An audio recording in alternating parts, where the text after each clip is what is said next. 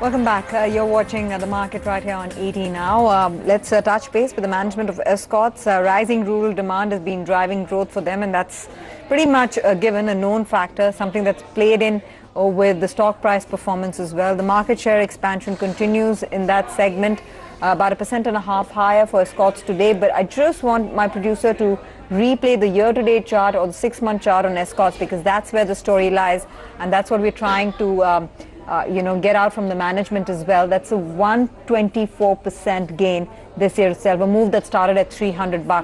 Bharat Madan, who's a group financial controller at Escorts, joins in with his perspective on the business and the road ahead.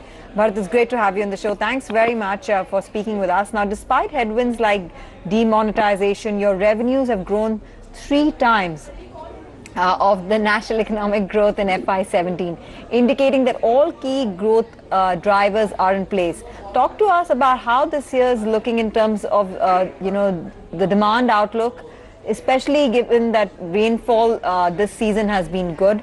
And, the expectation is that rural market pickup will help the overall growth numbers. Yeah, I think you're right. The industry is showing pretty good trends now. The rural market are picking up. The monsoon has been well spread out, barring certain pockets where there is some deficiency in the monsoon, especially in the north and the central belt. Otherwise, I think generally it's been pretty well spread out. So we expect the demand should be good on the ground. And we, like I mentioned earlier, are expecting the industry to show double-digit growth this year. How much of the recent uptick in your tractor numbers is pure inventory built up? I mean, I understand that, tractor inventories were not very large in the system, and now with the better monsoon, better crop sowing, there could be a sudden, inventory built up. I think you look at our September numbers, so we were more or less, there's hardly any inventory build-up. So retails were more or less in line with whatever wholesale numbers were. But here, July, I saw there some months where we saw some inventory build-up happening. This probably will get corrected in next month or so, in October and November, when the festive season is over. And that's been the industry trend. So otherwise, there's no major build-up of inventory in the trade side. So this time, the retail demand also has been good. So which is a positive sign for the industry. Standing of the pricing power, do you think currently you will be able to grow at this rate without offering any large discounts? There was some disruption initially in the market because of GST getting rolled out, and especially in the tractors, because there was an effect of the transition because the stocks, we didn't get any input credit on the stocks lying with the channel. So initially there was some disruption, but I think now more or less trade is coming online, and we expect I think the things will continue. So we don't expect to be any significant pressure on the discounting on the pricing side. So I think the prices are holding up. Yes, there was some inflation pressure in the first quarter because of GST. Industry hasn't really passed on that benefit, that cost impact to the market. So that had played out on the first quarter margin, but I think now going forward, we think those things will stabilize. Agricultural machinery has been your mainstay with an over 80% contribution to your top line. But if we look at the domestic market overall, your market share is still, the third highest. And yesterday, of course, we spoke to M&M on their focus. So it's interesting that we have you here today.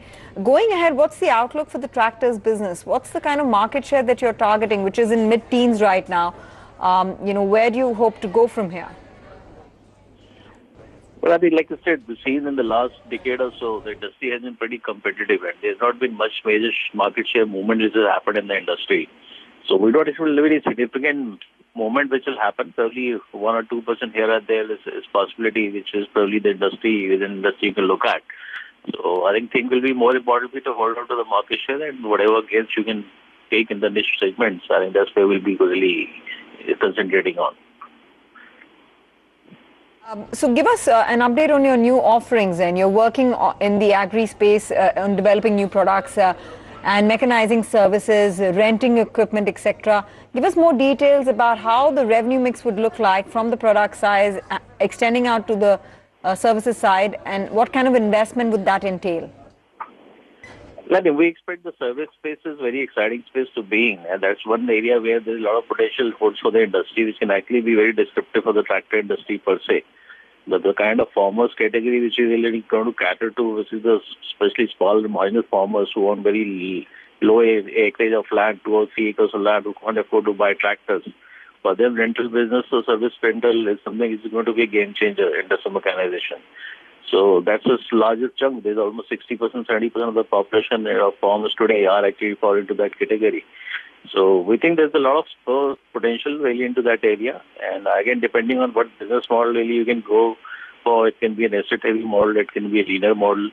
But this has a very good demand potential which can really get generated over the next 5 to 10 years time frame and can really disrupt the entire industry. Okay. Okay, now I also want to understand some of your other businesses. You know, with Escorts, you always tend to focus on what's happening to the tractor demand. But what about your other businesses, railways? You know, my understanding of your company is that you're on a verge of getting out of some of your non-core businesses and extending and strengthening your other non-tractor businesses. So what's the update on your construction business, your railways business?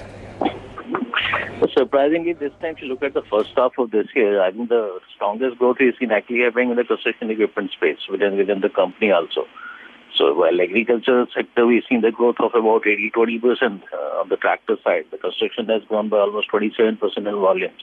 So that's a very positive sign. I think same thing is looking at the trend on the railway business side also, which is again given 22% growth this time in the first 6 months. So I think overall, all three sectors which we are present in, and this is the core sector which we have really decided to be into going forward.